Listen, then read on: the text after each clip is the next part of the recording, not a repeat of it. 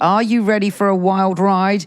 Yes, you are. Always. I know what you're like. You are the wild pony of the zodiac. You are the adventurer. Well, that's going to be good because Uranus, the planet of the unpredictable, who brings in 7-year cycles and absolutely transforms our life from the bottom to the top in the most unexpected ways, is changing signs. And for you, it's going into your partnership zone. So this is anything to do with one-to-one friendships, business partnerships, love relationships, marriages. And wherever you stand today, there's going to be an injection of excitement and electricity in that area.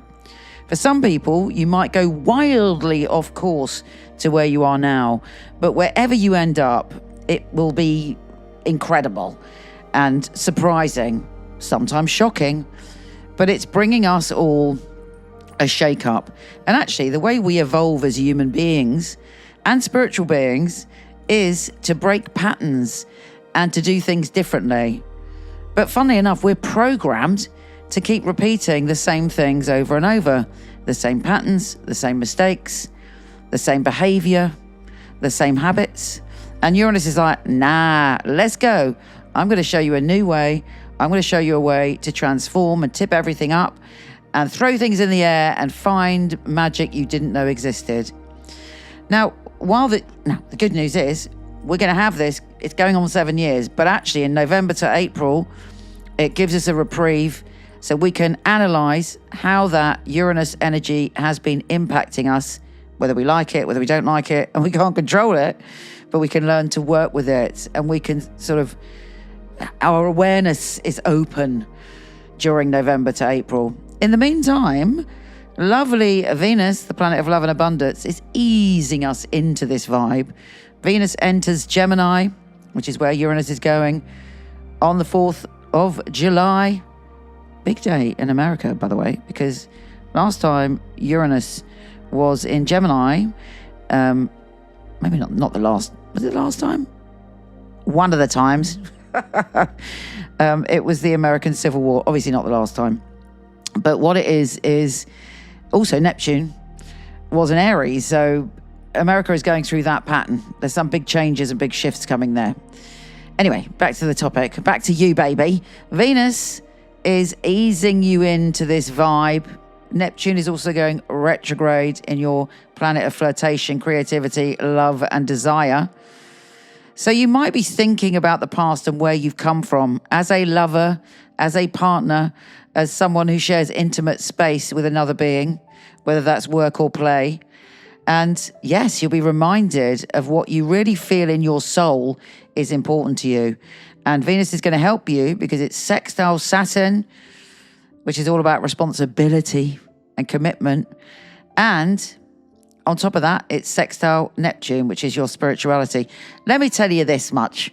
Without doubt, this whole month for you is based on understanding, experiencing, and being surprised and thrilled by your relationship. It's very, very full on. Single or taken, if you're celibate, you don't want a relationship, whatever your situation, there is something surprising coming to do with how you relate on a one-to-one level. Even if it's with your cat, whatever it is, it's a wake-up call. But ultimately, because Saturn and Neptune and Uranus are all involved in this month's energy, it's deeply significant. So pay attention. I would definitely keep a journal. I would definitely be hyper aware. Maybe even, start a moon group or something so that you have people around you and you're discussing what your intuition is telling you at this time. The full moon is in Capricorn, actually, on July the 10th, and it gives you a moment to ground yourself and to earth yourself, put your roots into the ground, which is very, very useful for you because you're here, there, and everywhere. The energy's here, there, and everywhere. You need to make sure that you're emotionally stable at this time. You're looking after yourself emotionally at this time.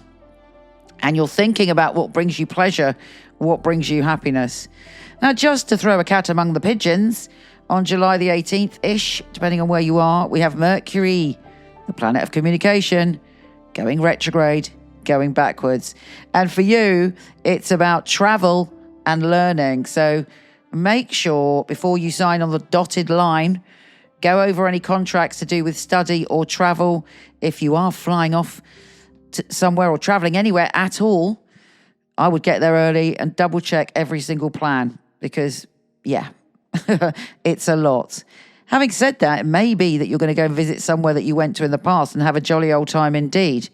This Mercury is sextile Venus, so it's very, very well highlighted for you when it comes to your relationships, pleasure and adventure, your favourite things. The Sun is entering Leo, fellow fire sign, which again you adore, and adventure is coming to you, woven throughout this month, and pleasure. So what makes you happy? What thrills you? What makes you feel alive? Make sure that you're actively pursuing that this month. The new moon on the 24th is again in your travel and study zone. So if you feel that you can't travel for any reason, send out your manifesting desires. Seek to stretch yourself and gallop to new horizons, which again is your forte. It's what you're good at.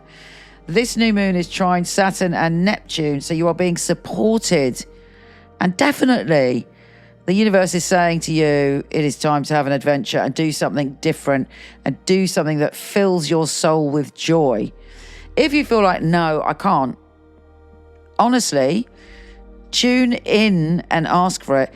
Now, you know, there are millions of terrible situations going on in the world. There are millions of people going through personally very challenging times. So I'm not saying it's going to be this magnificent, amazing miracle for everyone, although obviously I wish it was.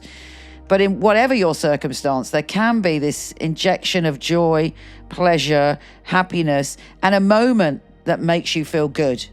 And that's what this month is going to bring you.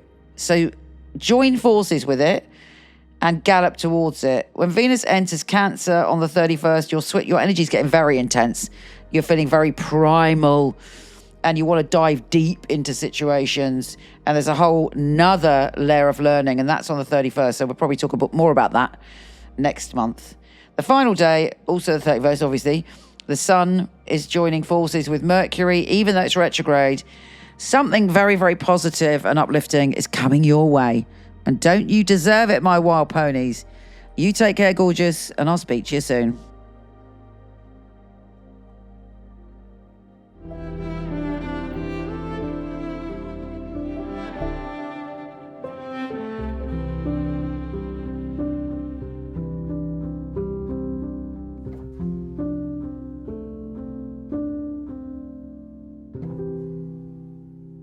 I like to class a reading as an oasis for the soul, time out where we can really spoil ourselves. When someone comes online, I'm already there. Their energy straight away goes whoosh and the messages start.